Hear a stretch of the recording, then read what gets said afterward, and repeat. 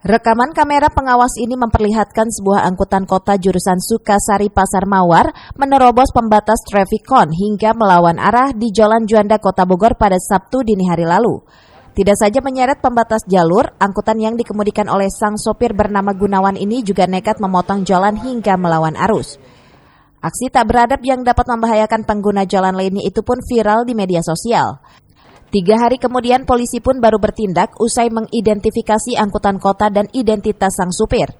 Pada Selasa sore, polisi memberikan sanksi tilang dengan denda Rp500.000 kepada sang sopir. Kepada petugas, sopir angkot ini mengaku terburu-buru untuk mengambil penumpang yang tengah berada di pasar.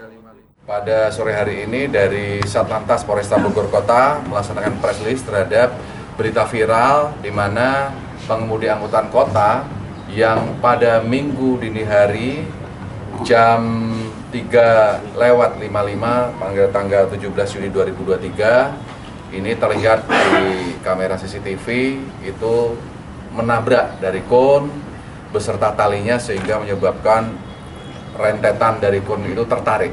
Nah, ini kita tindak lanjuti dengan melakukan penilangan terhadap pengemudi ya dengan guti tilang sebagaimana terlampir ya.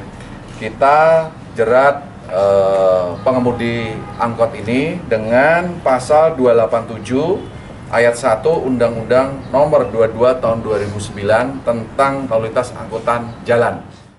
Beliau menyampaikan buru-buru ke pasar untuk ambil penumpang.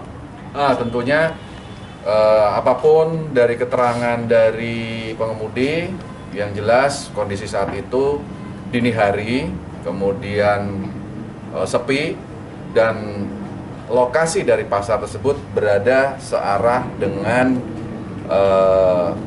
mobil angkot tersebut, sehingga kalau misalnya disampaikan adanya penumpang di pasar, seharusnya ya tidak usah memotong sehingga membahayakan.